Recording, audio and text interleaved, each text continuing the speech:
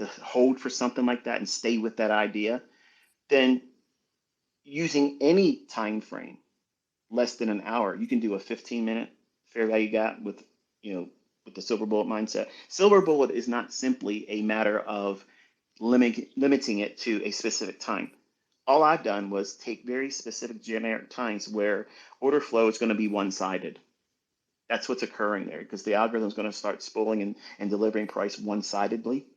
And because its nature is to perform that way, if you look for a fair value gap in those specific time windows where the beginning and the ending of it is, it can't hide from you. It literally cannot hide from you.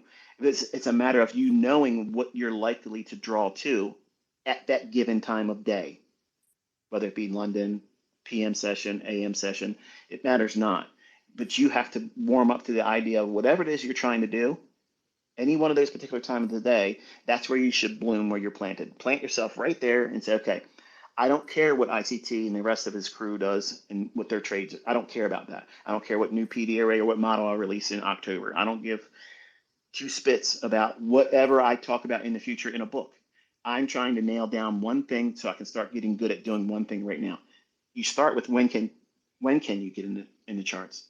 Because if you can't figure that out or determine and settle in on that, nothing's going to work for you. But once you settle in with that, then you have to determine, okay, where's the likely draw on liquidity? I mean, that's the whole basis of what it is I'm teaching, because if you can get to that, and you won't always be correct. Are you in a state of mind that allows for that imperfection? Because many times in the beginning, people don't want to accept the fact that they may be less than 50% accurate. And that's normal for someone that's learning a new skill. And over time, you'll get to that 50-50. And eventually, over years, you'll get to 70 and higher. But you'll still have losing trades. And you'll be in a time when you think that you know where the market's going to go, draw to. I'll give you a perfect example. I was very confident yesterday that the gold market was going to sweep out that low. I literally told my youngest son, I said, I think that it's going to take that low today. And you don't know this until me saying it, but I was wrong in his eyes. He watched me say something and outline something that didn't come to fruition. So do I throw out everything because that didn't pan out? Do I tell him, well, don't worry about learning this now because that one incident where I did it wrong, my expectation wasn't seen in the delivery of price. The model therefore should be thrown away. No. So I don't know how you engage price. I don't know what it is that you're specifically looking for and how you have been trying to frame bias and where the liquidity would be for the silver bullet to even pan out. But silver bullet is just a way for me to describe a return to a very small, insignificant piece of price action that's easily identifiable, which is the fair value gap, on a very, very small time frame during a time when it's going to run for 15 to 30 minutes minimum in one-sidedness in price delivery. So really, if you understand what I just said, there is lots of silver bullets throughout the course of a 24-hour period. And if you're using seconds charts, like 15 seconds, 30 seconds, man, there's dozens of them every day. Dozens of them. And the only thing I've tried to do is limit your focus because so many people have a hard time trying to figure out, well, I don't know what setup to do. I don't know what PD array. Okay, forget that. Here's the PD array. Here's the one little thing, that one little cog that you have to use. Focus just on this. But only look for it between this beginning time and this ending time, and practice with that until you get really, really good at doing that one thing. Some of you will never want to do anything else because it makes you your money. And that does not mean you failed. It doesn't mean you're a subpar student. It doesn't mean that my other stuff doesn't work. This means that you've discovered yourself and you've discovered what works for you and you're content with enough. Because with enough, the heavy lifting's done with money management. You can take a small little cookie cutter approach, very simple, small little idea of what I've taught here with Silver Bullet. You can turn that into a fortune. It's all how you manage the money and you submit the time. I literally was telling Cameron this the other day. I said, when you swing for the fences and you're trying to do your model, what you were messing up with is you see how when it starts to run real quick, you take the limit orders off. And you think it's going to keep running and go like 200 handles. And you abandon the easy objective of getting to your target, getting paid, and moving to the sideline and letting yourself be content with, I made this work for me.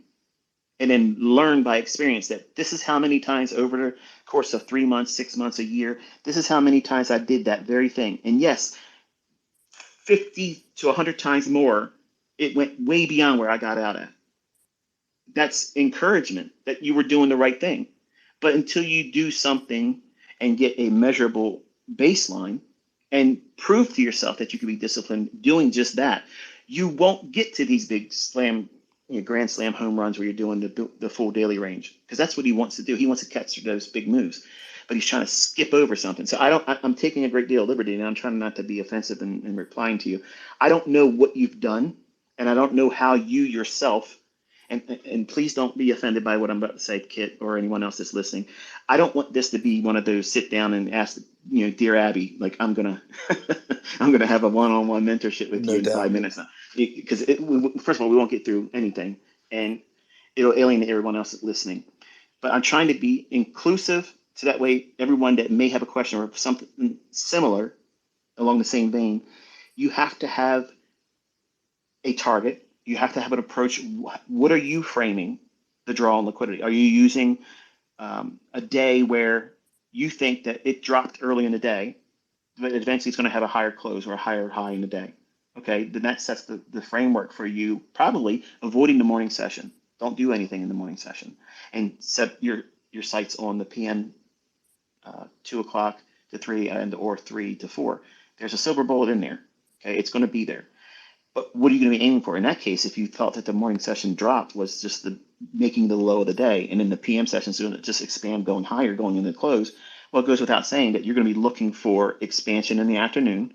So what would you be looking for? Well, was yesterday's higher than where you've traded today intraday? If it is, that's what you aim for. That's your draw on liquidity. And if you're using that as your basis, okay, wonderful. You're looking for 5, 10, 15 handles, whatever your silver bullet target is. I don't want to try to force it into just only being 5.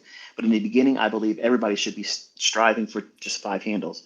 Because if you can consistently prove it to yourself that there's a probability behind it, and it's measurable that you can do it if you commit yourself to it. And then you have a track record that you've journaled. This is what I thought was going to happen. This is where I entered it. This is where I framed the risk. This is where I tried to get out at. And this is how many times it panned out for me. And this is how many times that it didn't pan out for me. And I'm still going to stick with it over time. I'm going to get better at it. And then after a while, when it's comfortable for you, but not in a hurry. Don't be in a rush to do it. Go